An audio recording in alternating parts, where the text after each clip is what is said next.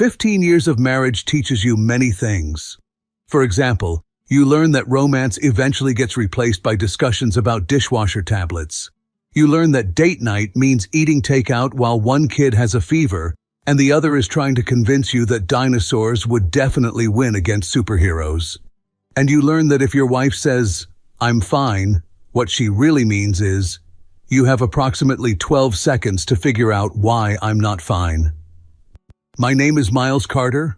I'm 38, an engineer, husband, father of 2, and somehow the official finder of lost stuffed animals, missing chargers, and things that were literally right there a second ago. My wife Vanessa and I had been married for 15 years, which in modern marriage years is apparently equivalent to surviving 3 wars, a natural disaster, and at least 1 IKEA furniture assembly. We had 2 kids. Emma was 8 and somehow possessed the emotional intelligence of a licensed therapist. Noah was 5 and lived under the firm belief that underwear was an optional social construct. Life wasn't bad. Busy, yes. Chaotic, definitely. But not bad. I worked long hours. Not because I loved spreadsheets or dreamed about engineering diagrams at night. I worked because life was expensive, kids were expensive, and because I genuinely loved my family. Vanessa had stopped working full-time after Noah was born, and over the last couple of years, she'd started saying the same thing more and more. "I'm tired, Miles. I'm exhausted. I feel like all I do is take care of everybody else." And honestly, I understood. She wasn't wrong. Being a mom was hard. Being a parent in general was hard. By the end of most days, we looked less like passionate lovers and more like 2 exhausted co-workers managing a very loud startup company. Sometimes she'd collapse on the couch and say, "I miss who I used to be." Other times she'd stare at social media and sigh, "Everybody else seems so happy." Now, social media is a fascinating place. It's where people pretend their marriages are perfect while standing 6 inches away from a pile of unfolded laundry. But Vanessa spent hours scrolling, beach pictures, girls' weekends, romantic vacations, perfect smiles, perfect sunsets, perfect lives. And little by little, she started saying something new.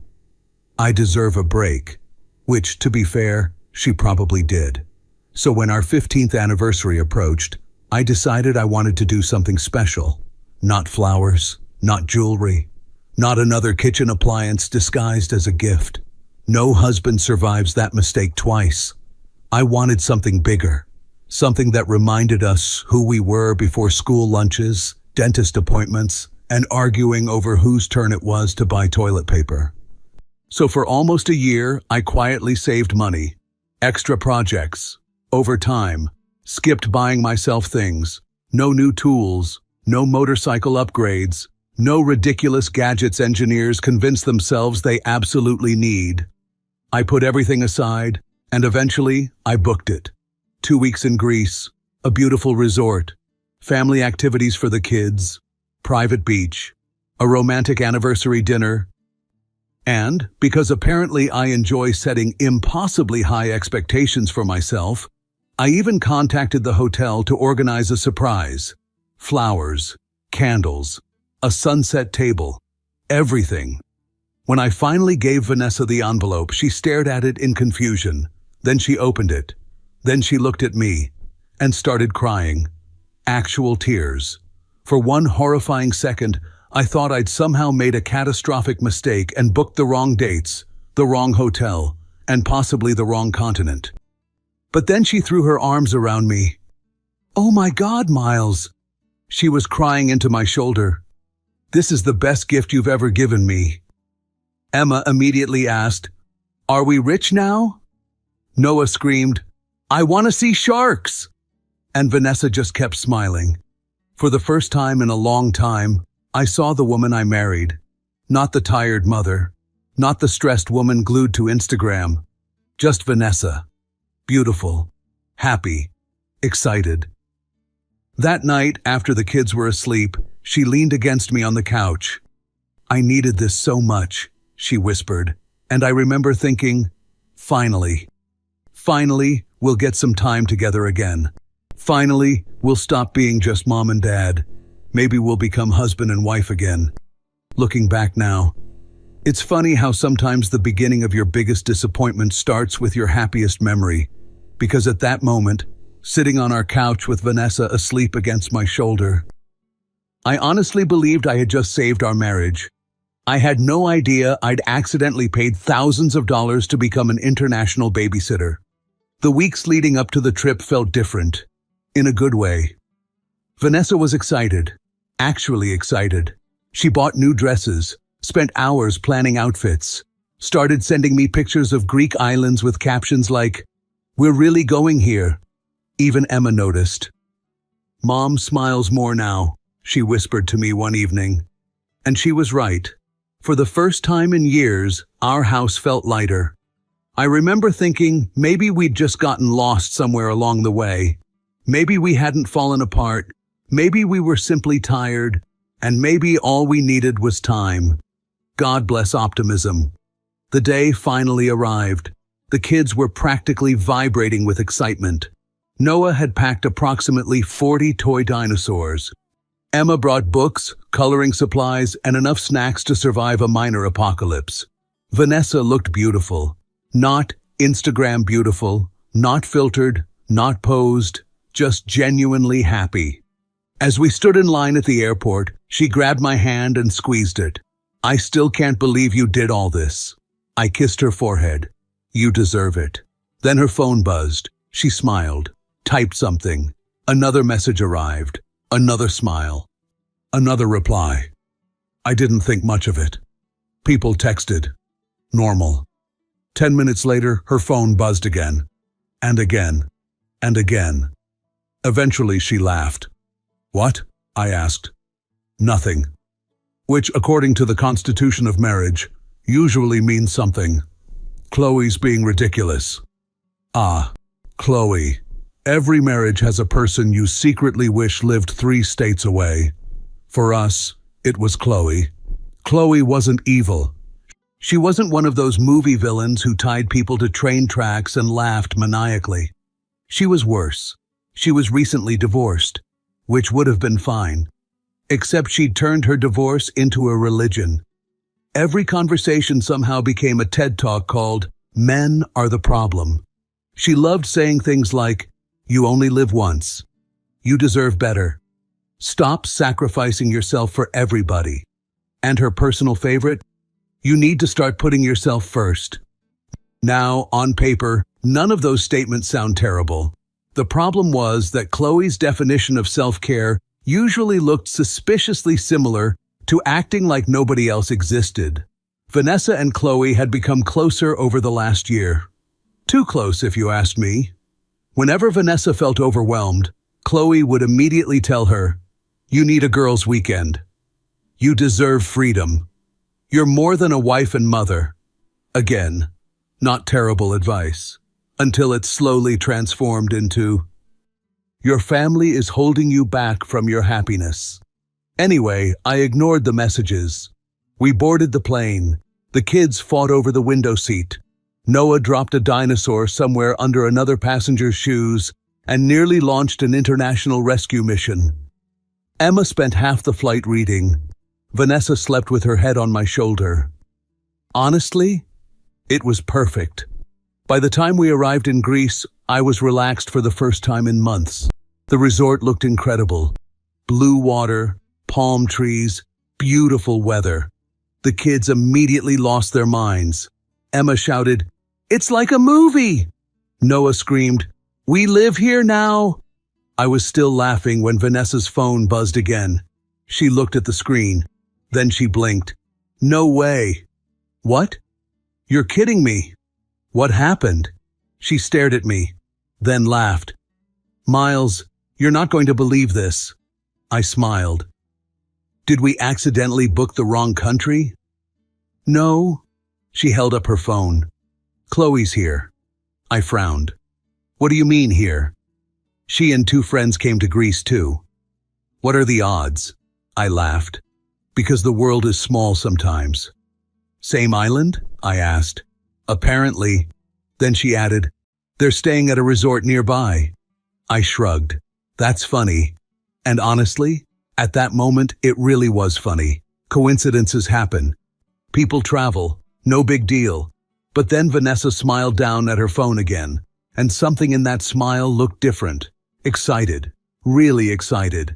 More excited than someone should be after discovering a friend happened to be vacationing nearby. Still, I ignored it. Because that's what happy husbands do. We ignore things. Not because we're stupid, because we'd rather assume the best about the people we love. Unfortunately, sometimes optimism is just denial wearing nicer clothes. The first morning in Greece felt exactly like I'd imagined. Sunlight, ocean air, no work emails, no deadlines, no lawn to mow, just family. We went down for breakfast together, or at least that was the plan. Because when I came out of the shower, Vanessa was already dressed. "Good morning," I said. She kissed my cheek. "Morning, I already grabbed breakfast." I blinked. "You what?" She smiled. "Chloe texted me. They got up early, so I joined them." "Oh. Sorry, I didn't want to wake you." I looked over at Emma and Noah, both still asleep in their beds. "No problem." And honestly, it wasn't a problem. One breakfast wasn't the end of the world. Besides, I still had two tiny roommates who treated hotel buffets like Olympic events. By the time Emma discovered the pancake station, I was pretty sure she'd reached spiritual enlightenment. Noah had somehow assembled a breakfast plate that looked like a cry for help. Eggs, watermelon, bacon, chocolate cereal, and something I still couldn't identify. "Dad, this is healthy because fruit touches it," he explained. Naturally, science. After breakfast, we headed to the pool. Vanessa was already texting. Then she looked up. "Oh, Chloe and the girls are here." I turned. 3 women waving from the other side of the pool. Chloe walked over and hugged Vanessa dramatically. "There she is!" Then she looked at me. "Miles, you look exhausted already." 2 children and a 5-hour flight will do that." Everybody laughed. Then Chloe pointed toward a group of lounge chairs. "We saved spots." Vanessa smiled. "Perfect." Then she looked at me. "You don't mind, right?" "Mind what?" "We girls are going to sit together." I shrugged. "Of course." And just like that, I became the commander of Team Carter. Population: me, Emma, Noah. For the next 3 hours, I supervised swimming, prevented Noah from attempting several acts of self-destruction, and explained to Emma why she couldn't adopt a stray cat from Greece. Meanwhile, 20 feet away, Vanessa was laughing with Chloe. I wasn't upset. People need friends. No big deal. Around lunchtime, Vanessa returned. "Having fun?" she asked. Noah immediately yelled, "Dad, let me jump off the side." "Under supervision," I corrected. Emma rolled her eyes. "Mom, Dad says Greek cats probably already have owners." Vanessa smiled. "See? Dad knows everything," which is married person code for, "I'm glad somebody handled all that." That evening, I suggested we walk along the beach after dinner. Just us. Maybe hold hands. Maybe act like the couple who'd once stayed awake until 2 in the morning, talking about absolutely nothing. Vanessa looked apologetic. "Oh, Chloe invited us for drinks." "Us?" "Well, mostly the girls." I nodded. "No problem. You don't mind?" "No." And I meant it. Because again, one evening wasn't a tragedy. So she left. And I stayed behind with Emma and Noah. We ordered pizza. Emma beat me at cards. Noah fell asleep halfway through explaining why sharks were stronger than lions. By 10 o'clock, both kids were asleep. And there I was, in Greece. On a balcony. Alone. I stared at the ocean and laughed to myself. Not because anything was funny, because sometimes life becomes so absurd that your brain chooses comedy over depression. I spent an entire year saving for this trip, and somehow my evening looked exactly like it did back home, except the couch had become Mediterranean. The next morning, I tried again. "Maybe we can do something together today?" Vanessa smiled. "Of course." Then her phone buzzed. She looked down. "Chloe, again." "We're thinking about taking a boat excursion," Vanessa said. Great. Then she hesitated. It might be boring for the kids. I looked at Emma. She was collecting seashells. I looked at Noah. He was trying to convince another child that dinosaurs had invented swimming. I think they'll survive. Vanessa smiled awkwardly. Maybe next time. Two of the most dangerous words in marriage, because sometimes next time really means not important enough. Still, I smiled, because I was determined not to ruin this vacation. I had not spent thousands of dollars to become the grumpy husband in a family sitcom. So I said, have fun, and watched my wife walk away again. At that point, I still believed things would balance out. After all, we had almost 2 weeks left. By the third day, I had established a routine. Wake up, get the kids ready. Apply enough sunscreen to Noah to protect a small village. Find Emma's hat, find Noah's dinosaur, find the second dinosaur because apparently the first dinosaur couldn't travel alone. And somewhere in between all of that, occasionally remember I was technically on vacation. Vanessa, meanwhile, had developed her own routine. Wake up, check Instagram, text Chloe, disappear. To be fair, she always came back eventually, but little by little, I started noticing something. I wasn't sharing a vacation with my wife. I was managing logistics while my wife attended a 2-week social event. One afternoon, Emma asked, "Dad, are we doing anything with Mom today?" Before I could answer, Vanessa looked up from her phone. "Oh, Chloe and the girls are heading to the beach club." Emma smiled. "Can we come?" Vanessa hesitated. "Sweetheart, you'll be bored there." Noah immediately shouted, "I love bored." Vanessa laughed. "Maybe later." Always later, which somehow never arrived. So instead, I took the kids to the beach. Honestly, we had fun. Emma collected shells. Noah attempted to fight the ocean with a plastic shovel. I bought ice cream. We laughed. And somewhere in the middle of all that, I realized something uncomfortable. I was actually enjoying myself. Not because everything was perfect, but because my expectations were slowly dying. And dead expectations are surprisingly peaceful. That evening, Vanessa returned around dinner. "Sorry, we lost track of time."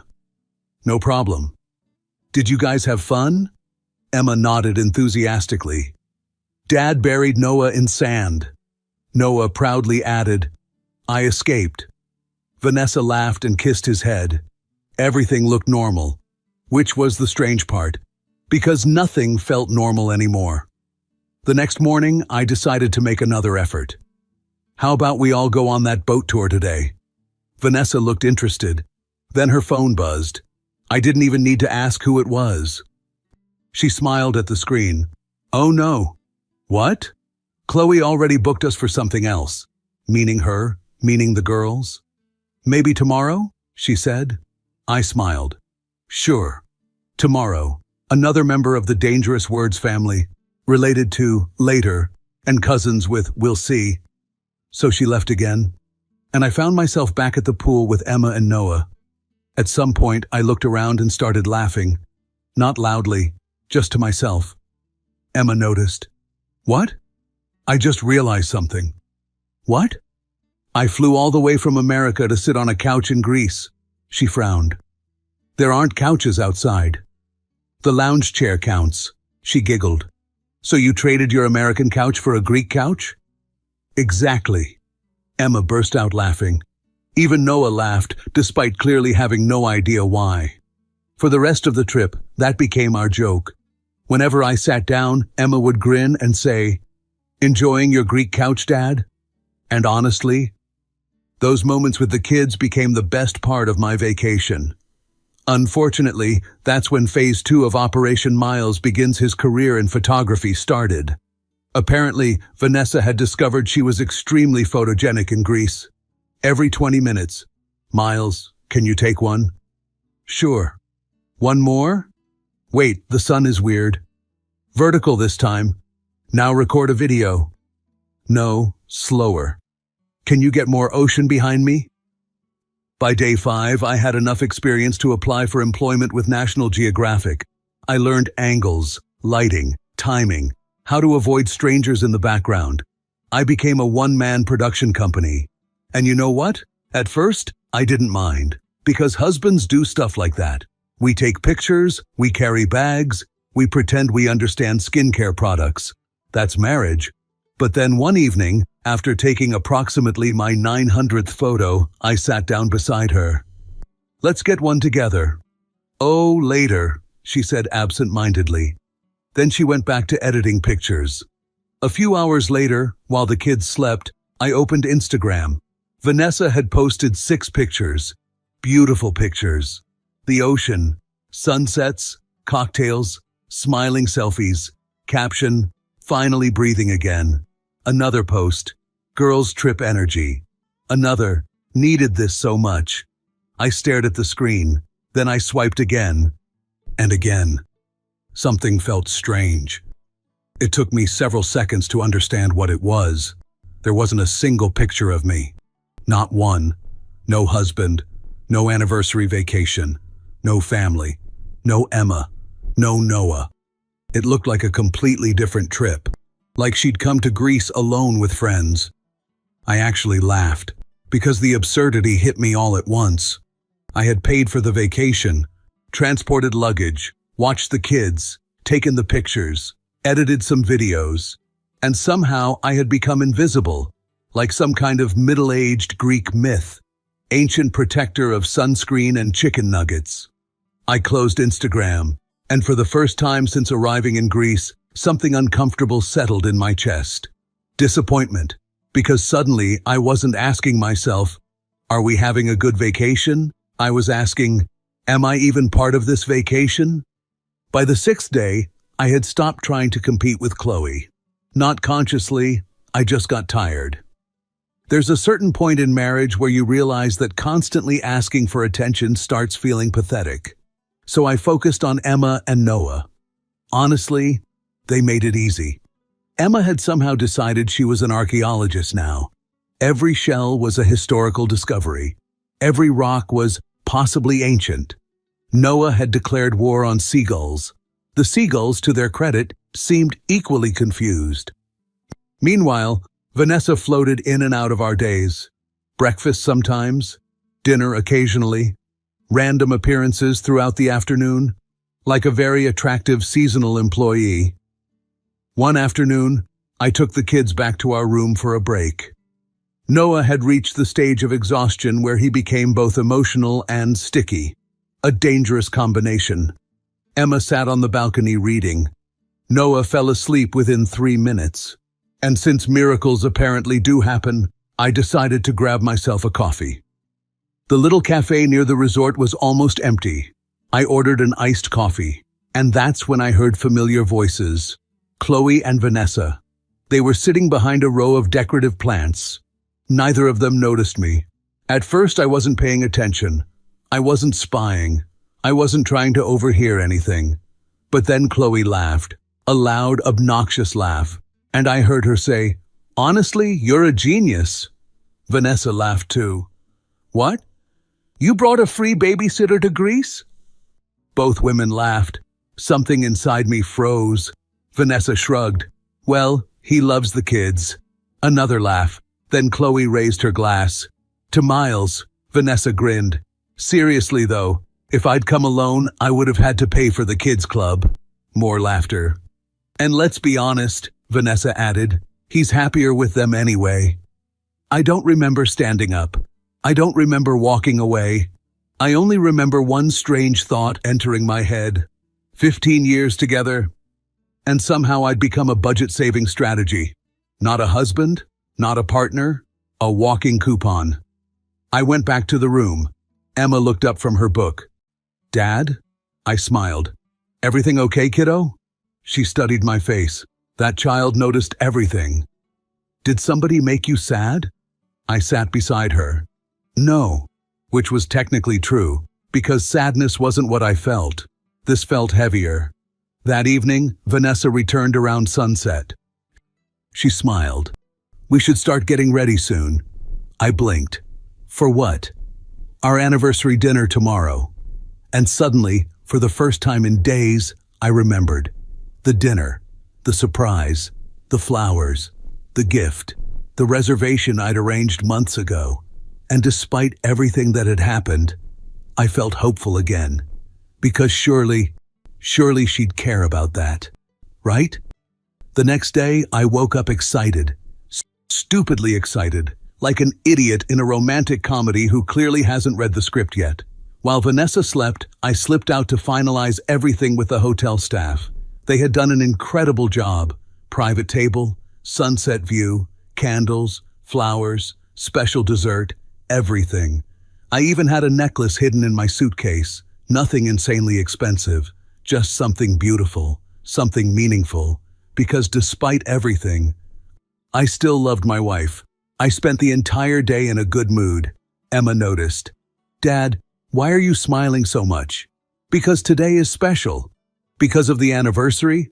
"Exactly." She grinned. "Can I help?" So Emma helped me wrap the gift box. Noah contributed by drawing something that looked either like a heart or an explosion. Art is subjective. Around 5 o'clock, I started getting dressed. Vanessa was sitting on the bed scrolling through her phone. Then she suddenly smiled. "Oh." I looked up. "What?" "Chloe met some people yesterday." I paused. "Okay. They invited everybody to a beach party tonight." My smile disappeared slightly. "Tonight?" "Yeah." I stared at her. "Vanessa." She looked confused. "What?" "Tonight is our anniversary dinner." "Oh. Oh. Like I'd reminded her we needed milk. Not 15 years of marriage. Not the entire reason we'd planned this trip. Just, oh. "I know," she said, "but the party starts at sunset." I laughed softly. Not because anything was funny, because my brain simply refused to believe what I was hearing. "We have reservations. We can celebrate at home." I blinked. "At home?" "Yeah. Vanessa, we're in Greece because of our anniversary." She sighed. "Miles, don't make this a thing. I spent months planning this." "I know." "Then why are we having this conversation?" She stood up. "Miles, I came here to relax." "And spending 2 hours with your husband is stressful?" "That's not what I said." "Then what are you saying?" She crossed her arms. "I'm saying I don't want to spend every second attached to you. I came to relax, not to sit next to you 24/7. Attached. Fascinating choice of words from a woman who had spent the last week attached to Chloe like a Bluetooth device. "Miles," she continued, "don't be boring." Boring. That one hurt. Not because it was cruel, because she genuinely meant it. In her mind, I was standing between her and fun. Between her and the vacation she thought she deserved. "We can celebrate when we get back home," she said. Then she kissed my cheek, as if she'd just postponed grocery shopping. And 20 minutes later, she left. I sat there in silence. Then Emma walked into the room. "Dad?" I forced a smile. "Yeah? Are we still getting ice cream tonight?" And suddenly I realized something.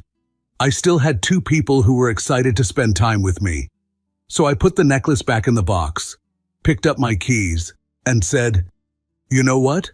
Let's go find the best ice cream in Greece." That evening, instead of sitting at the romantic anniversary dinner I'd planned for months, I sat on the beach with Emma and Noah. We ate ice cream, watched the sunset. And honestly, the kids were happy. Emma talked about school. Noah explained why sharks would definitely win against pirates. For a moment, I almost forgot why my chest hurt. Then Emma quietly asked, "Dad?" "Yes, sweetheart." "Does Mom not like anniversaries anymore?" Children don't ask questions to hurt you. They ask because they notice things adults pretend not to see. I smiled. "Mom's just busy, kiddo." Emma nodded. But I could tell she wasn't convinced. Neither was I. The next morning, Vanessa returned acting like nothing had happened. No apology, no mention of the restaurant, no mention of the anniversary, just normal conversation, like she'd simply missed a TV show, and that was somehow worse. Later that day, while Noah was napping and Emma was swimming, I was scrolling through my phone when I saw a story posted by one of Chloe's new friends. Curiosity got the better of me. I clicked. There was Vanessa, laughing, dancing, singing with strangers, having the time of her life. And then I heard her say it. "This is the best vacation I've had in years." That sentence hit harder than the canceled dinner, because suddenly everything made sense. The best vacation of her life was the one where her husband barely existed, the one where her children were mostly somebody else's responsibility, the one where she could pretend she wasn't a wife or a mother. I watched the video twice. Then I closed my phone, and something inside me quietly shut down. No anger, no dramatic confrontation, just exhaustion. That afternoon, Vanessa asked, "Can you take a picture of me by the water?" I looked at her, then at her phone, then back at her. "Ask Chloe." She blinked. "What?" "I'm with the kids." It was the first time I'd said no, and she noticed. That evening she frowned. "You're acting strange." I smiled politely. "No, I'm just trying not to ruin your vacation." For the first time all week, she looked confused. And for the first time all week, I stopped chasing her. The rest of the trip passed quietly. I stopped asking Vanessa to join us, stopped suggesting activities, stopped trying to recreate the vacation I'd imagined for a year. I spent my time with Emma and Noah. And strangely enough, once I stopped expecting anything from Vanessa, I stopped feeling disappointed. Vanessa noticed the change. "You're quiet lately." "I'm relaxed," I answered. "You're being cold." "I'm just giving you space. Isn't that what you wanted?" She never really knew how to respond to that. For the first time all vacation, Chloe wasn't the problem anymore. The distance between us was. When we flew back home, Vanessa acted as if everything had been wonderful. She talked about Greece, about the beaches, about the people she'd met, about how much she needed that trip. I just nodded. Back home, life resumed. But I stopped doing things I'd always done automatically. I stopped planning future trips, stopped initiating, stopped fixing every little inconvenience immediately, stopped trying to be the glue holding everything together. Not out of revenge. I was simply tired. And for the first time in 15 years, I stopped chasing someone who wasn't walking beside me. At first, Vanessa didn't notice. Then she started asking questions. "Are you mad?" "No." "Did I do something wrong?" "It's up to you to decide." That answer scared her more than anger ever could. Because anger means you still care enough to fight. Indifference is much quieter. Weeks passed. One evening, Vanessa was showing vacation pictures to the kids. Emma suddenly frowned. "Mom?" "What, sweetheart? Why are there only pictures of you?" Vanessa laughed at first, then she kept scrolling. More pictures, more selfies, more friends, more sunsets, but almost no family. One blurry picture of Noah, one random picture of Emma, not a single picture of me. I watched her expression change. For the first time, she saw the trip through someone else's eyes. Emma asked innocently, "Did Dad not go to Greece with us?" Vanessa stopped scrolling, completely stopped. That night, after the kids were asleep, she found me sitting in the living room. She sat beside me quietly. "Are we okay?" she asked. I stared at the television and answered honestly, "I don't know." She started crying, not dramatic tears, real tears. "I messed up, didn't I?" For a long moment I didn't answer. Then I quietly said, "You didn't ruin a vacation, Vanessa. You made me feel like I wasn't part of my own family." That broke her. Over the next months she started trying. Really trying. Less social media. More family time. More conversations. More effort. Not because I demanded it. Because she finally understood what she almost lost. And slowly, carefully, we started finding each other again. Not the 20-year-old versions of ourselves. Not the perfect couple from Instagram. Just two imperfect people who had almost forgotten why they chose each other in the first place. And maybe that's what marriage really is. Not never hurting each other, but realizing the damage before it's too late. I never gave Vanessa the necklace in Greece. A few months later, on an ordinary evening at home, I finally did. And somehow, it meant more then than it would have on that sunset dinner she never attended. 3 months later, Emma asked us a question during dinner. Are we going on vacation again this year? Vanessa and I exchanged a look. Not an awkward look, not a painful one. Just the kind married couples develop after years together. Vanessa smiled. Maybe. Emma grinned. Can we go back to Greece? I nearly choked on my drink. Vanessa burst out laughing, actual laughter, the kind I hadn't heard in a long time. I think your father might need a few years before returning to Greece, she said. Emma frowned. Why? Before I could answer, Vanessa smiled softly and said, because Mom made some mistakes there. Emma looked confused. What mistakes? Vanessa reached over and squeezed my hand.